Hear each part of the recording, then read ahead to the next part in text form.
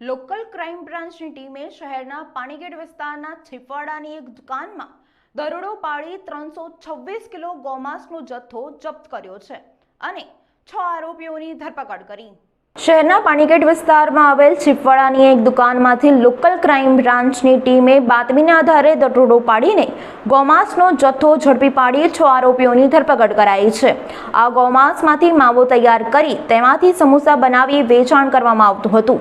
પોલીસે દરોડા દરમિયાન કુલ 326 કિલો ગોમાંસનો જથ્થો જપ્ત કરી તેના નમૂના સુરત ખાતેની લેબમાં તપાસ અર્થે મોકલતા આ માંસનો જથ્થો ગોમાંસ હોવાનું સામે આવ્યું હતું।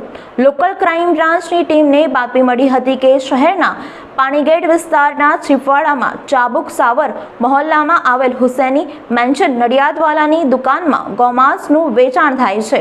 આ બાતમીના આધારે પોલીસે દરોડા પાડી કાચા સમોસા બનાવવાની મીટનો 152 કિલો જથ્થો 61 કિલો માંસવાળા સમોસા પણ મળી કુલ 326 કિલો ગોમાંસનો જથ્થો જપ્ત કરી મોહમ્મદ યુસુફ ફકીર, મોહમ્મદ શેખ, મોહમ્મદ નઈમ, મોહમ્મદ યુસુફ શેખ, મોહમ્મદ હનીફ ગનીભાઈ ભટિયારા, દિવાકર ખાન, ઇસ્માઇલ ખાન પઠાન, મોઇન મહેબૂબ શાહ, હબદાલ હાલ, મોઇન યુસુફ શેખની ધરપકડ કરી 49,000 ઉપરાંતનો મુદ્દામાલ જપ્ત કર્યો હતો। મને બાતમી હતી કે હુસૈની સમોસાવાળા જે પાણીગેટ પાસે મોટી દુકાન ધરાવે છે ને ફેમસ છે, એ ગૌમાંસના સમોસા વેચે છે।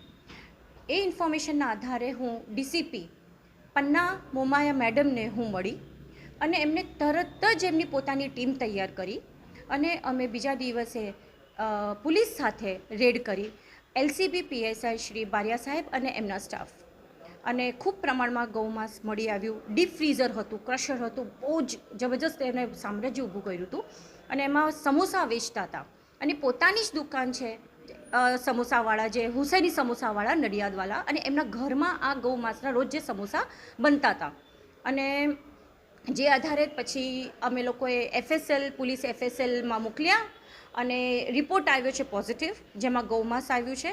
તો આ બહુ મોટી કાર્યવાહી હતી પન્ના મેડમ દ્વારા, એમના માર્ગદર્શન હેઠળ। અને આ જે છે દગો દીધો છે બરોડાવાસીઓને કે એમને ગૌમાંસ ખવડાવ્યું, ઉપર પોલીસની કામગીરી સુપર છે અને I really thank Panna madam, જેમને આ મારી વાત સિરિયસલી લીધી।